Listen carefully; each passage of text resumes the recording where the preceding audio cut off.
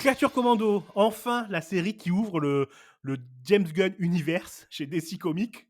Exactement, le DCU et enfin, j'ai envie de te dire, j tu dois être soulagé. Pourquoi? Parce que c'est out exit ton réalisateur préféré, à savoir Zack Snyder.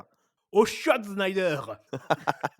Vous voyez comme quoi Chris est très content. Bon, je t'avoue que c'est pas pour me déplaire parce que bon, James Gunn, c'est quand même à qui, l'on doit, chez Marvel, l'excellente, trilogie, en tout cas des Gardiens de la Galaxie et l'un des meilleurs films, je pense aussi, The Suicide Squad. Suite Ouais. de Suicide Squad, mais qui n'est une suite sans être une suite.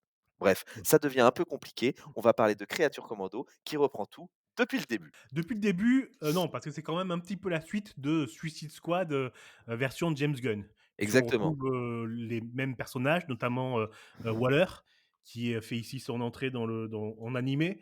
Et Heu, on reprend aussi des parcelles, d'histoire qu'on a pu voir, dans la série de James Gunn aussi, pour le DCU, à savoir, Peacemaker. ouais, Peacemaker qui est une fantastique série que je vous, recommande, qui a un super générique, de même que Créature Commando.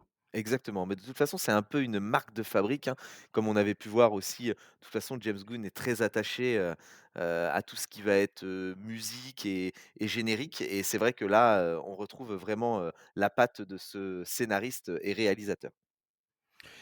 Alors, est-ce que tu peux nous faire le pitch? Ah bah, oui, donc le pitch, en fait, le pitch, il est un peu c'est un peu une suite directe à Suicide Squad, sauf que c'est un autre escadron, qui va s'appeler la Créature Commando parce qu'en fait, c'est une armée créée donc par Amanda Waller, parce que rien ne va plus, dans le monde et que même les super-héros ne peuvent pas régler certains problèmes et donc elle va faire appel à des monstres un peu. Ça aurait pu s'appeler, Monsters Commando, donc c'est un peu le Suicide Squad, mais pas avec des êtres humains, mais que des monstres de l'univers d'ici.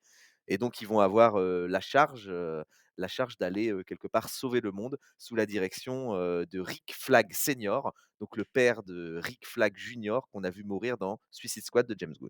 Et on a donc la fiancée de Frankenstein, une, jeune fille, qui ne peut vivre que dans de l'eau, une fille poisson, on va dire. Exactement, Nina, on va avoir également, un robot tueur de nazis, la Belette également qu'on avait vu, très rapidement, justement dans le Suicide Squad de James Gunn et qui fait son retour ici.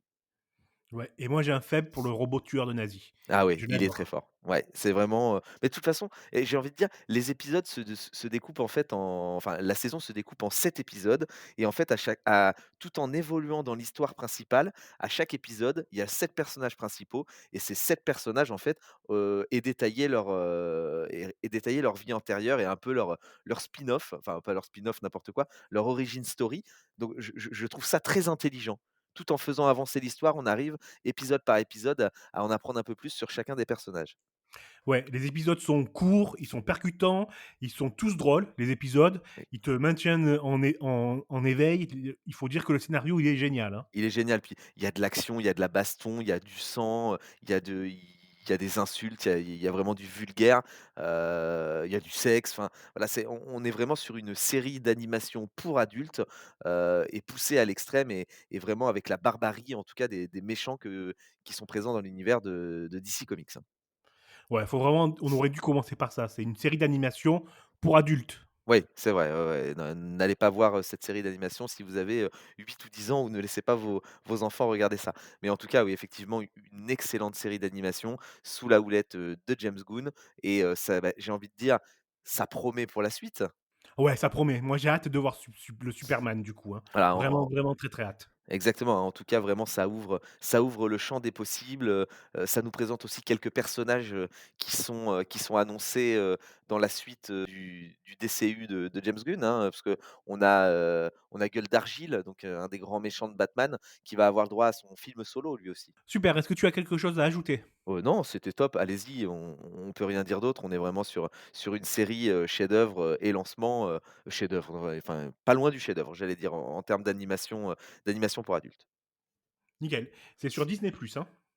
Pas du tout, c'est sur Max, HBO Max. Mais bien essayé quand même de faire de la pub pour les autres concurrents. HBO Max, messieurs, dames. Ouais, moi j'adore Disney+. Oui, mais